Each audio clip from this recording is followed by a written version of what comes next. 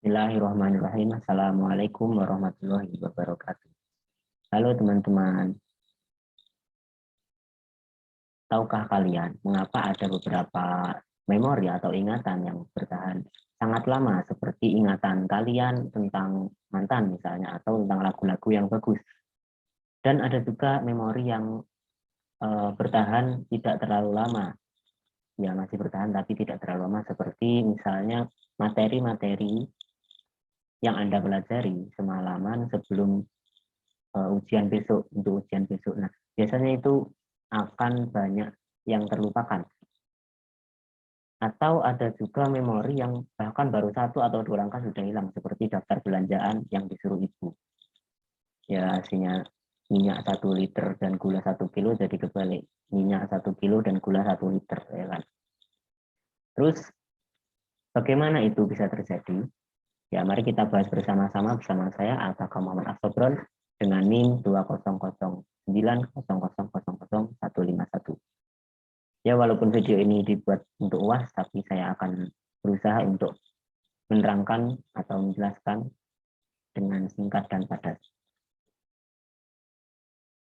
Nah, seperti yang telah Anda lihat di layar, ya, di sini ada model memori dari Atkinson dan Shiffrin 1968. Atau bisa sering juga disebut dengan memori 3 ruang, teori memori 3 ruang, karena di sini memang ada 3 tahap besar dalam pemrosesan memori, yaitu yang pertama sensory memory, yang kedua short term memory, dan yang ketiga long term memory. Kita bahas satu persatu. Jadi sensory memory dulu ya.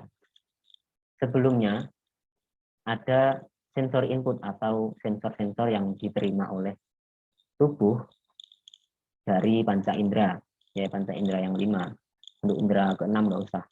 Jadi sensory input itu berasal dari indera-indera yang nanti akan dikirimkan, sensor tersebut akan dikirimkan ke otak. Nah, setelah masuk otak itu berarti sudah mulai memasuki tahap sensory memory. Tahap sensory memory di sini adalah tahapan yang sangat cepat, dikatakan hanya 1-2 detik. Nah, memori sensory memory yang tidak berhubungan dengan atensi, ya, ini ada 2 nasib dari sensory memory, antara lanjut ke short term memory atau terlupakan.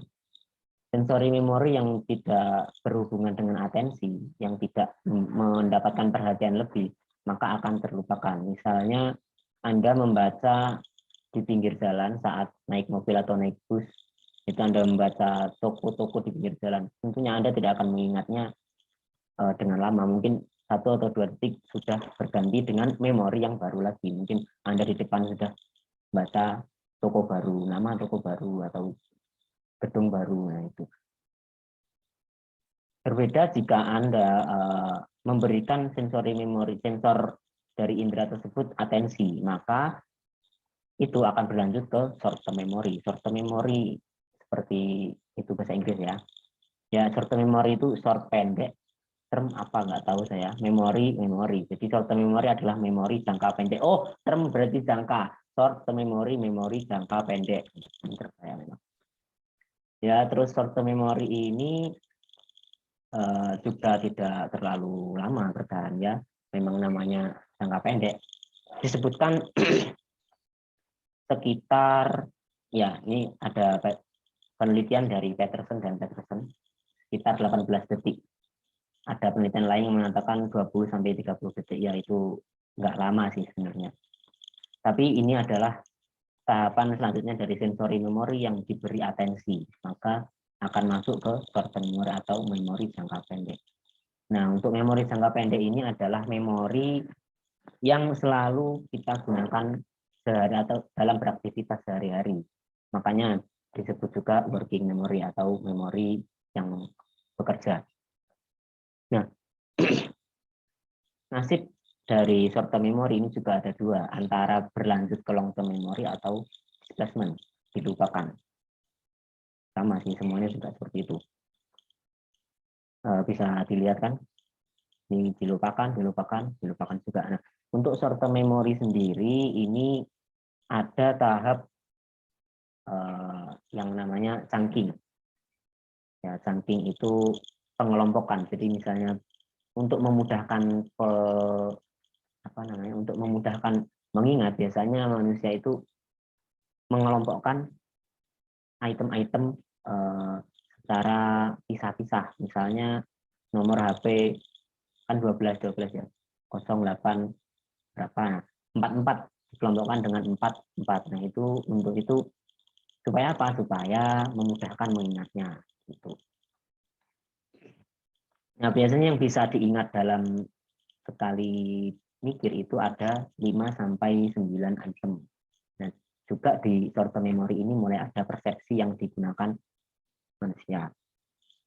Nah, bagaimana caranya short term memory ini agar tidak dilupakan? Nah, short term memory itu contohnya ya seperti pelajaran-pelajaran, materi-materi pelajaran, atau ya tadilah sensor dari indera-indera tubuh kita, misalnya takut atau apa, suatu peristiwa, supaya tidak terlupakan, itu harus dilakukan rehearsal, rehearsal atau pengertian rehearsalnya ini adalah latihan mengingat. Jadi mengingat berulang kali supaya memori atau ingatan tersebut bisa terus ada, dan jika rehearsal ini dilakukan terus-menerus, memori akan berlanjut atau disimpan ke long term memory. Long term memory ya, ini sudah ketiga. Atau memori yang paling panjang jangka waktunya, long term memory atau memori jangka panjang.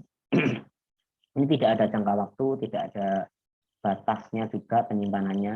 Ya kan, kalau akun Google 15 giga ini enggak.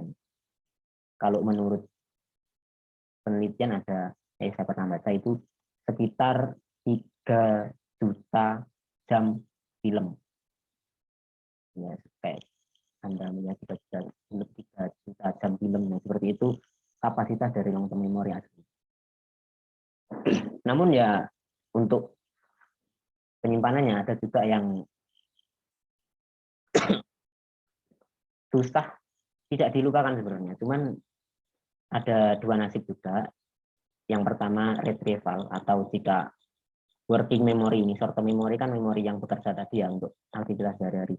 Misal kita ditanyain tentang bagaimana sifat mantan kita, itu kan aslinya kita sudah melupakannya atau tidak pernah membahasnya, tapi kita masih bisa mengingatnya, yaitu dengan melakukan retrieval. Ketika kita mengingatnya dan memanggil kembali, nah itu memanggil kembali itu namanya retrieval, memanggil kembali ingatan yang ada di long term memory untuk diungkapkan oleh short term memory. Nah, itu biasanya ingatan yang mudah dipanggil. Jika ingatan tersebut susah atau memang tidak bisa dipanggil sampai mikir keras pun tidak ingat, itu namanya retrieval failure. Retrieval failure itu kegagalan dalam mengingat, dalam mengambil kembali informasi yang ada di long term memory. Sebenarnya memorinya tidak hilang, cuman kurangnya kesan itu menyebabkan minat. Soalnya nanti ada stimulus yang diberikan, misal diberikan bukannya pacar kamu bilang seperti ini, oh iya, nah baru itu bisa mengingatnya. Stimulus yang diberikan. Selanjutnya long term memory ini ada 3 jenis ya. Yang pertama episodik, yang kedua semantik, dan yang ketiga prosedural. Yang episodik ya, episodik dari katanya sudah jelas episode, yaitu sebuah ingatan tentang pengalaman. Biasanya pengalaman Anda beli pilok atau apalah ya.